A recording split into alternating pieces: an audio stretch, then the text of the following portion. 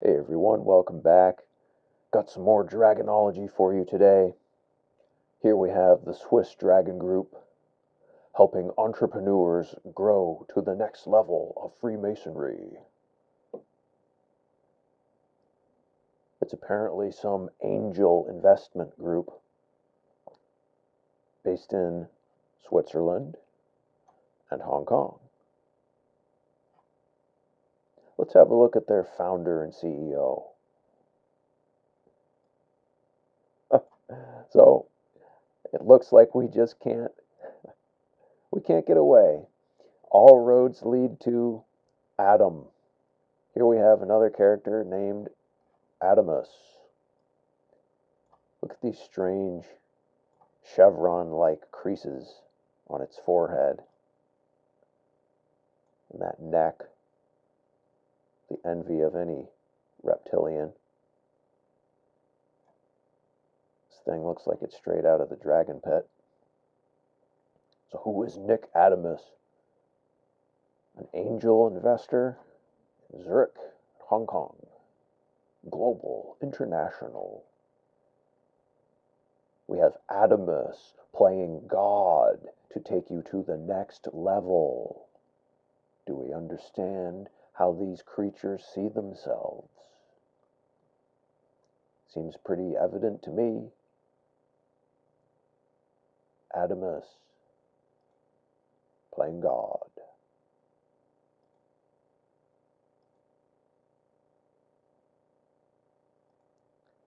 This is the first World Zionist Congress in Basel, Switzerland, 1897.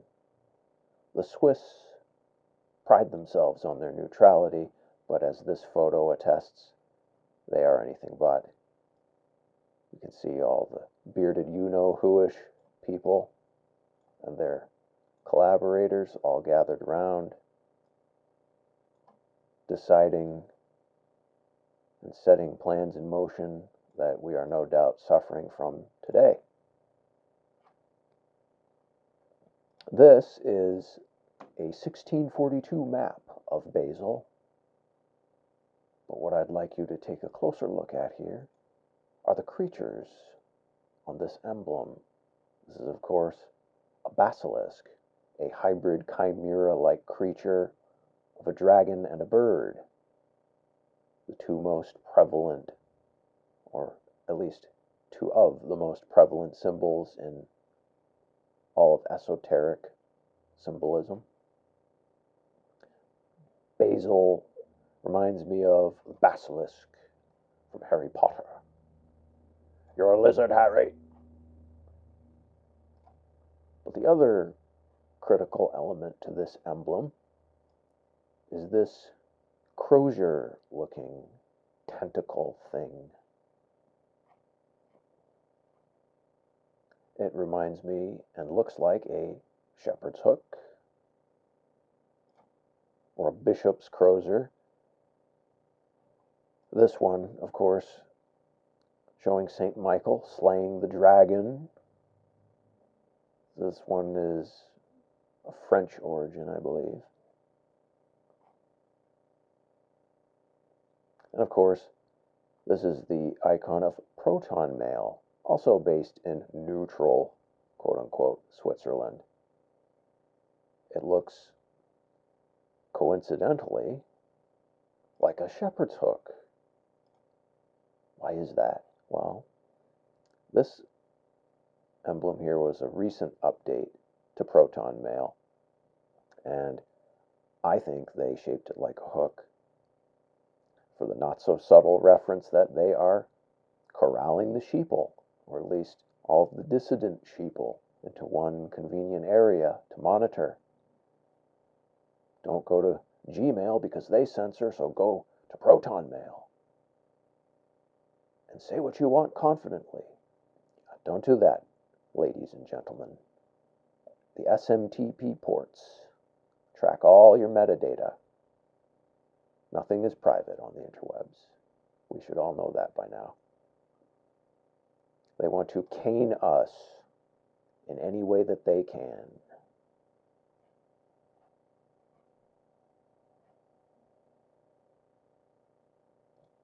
flying over to Hong Kong now. This is the former colonial flag of British Hong Kong, of course. Of course, with the dragon. And this was what it looked like in 97, right before the exchange from one house of the dragon to another. When it changed hands to China, this became the new emblem. Notice we have 5 stars on 5 petals.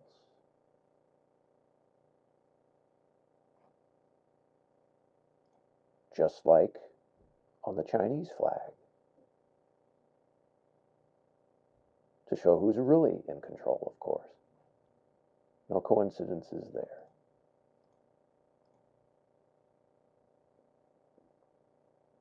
Some of you may be familiar with the trial of the Hong Kong 47.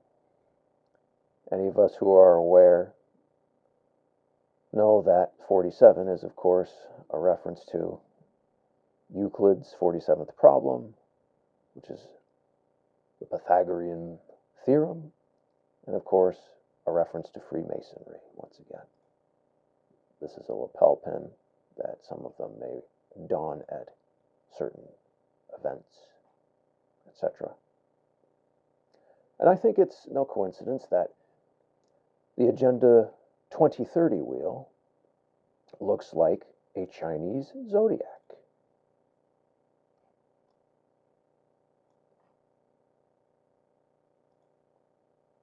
And of the goals of sustainable development,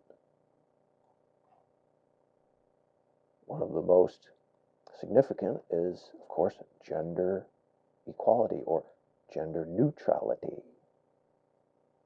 They want you gender neutral, so you can't fight back. In my observation, trannies don't make good resistance fighters. They tend to roll over and die or kill themselves. And of course, carbon neutrality is what they also want.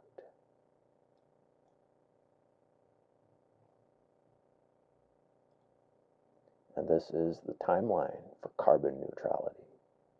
That is the end game. Total neutrality ahead of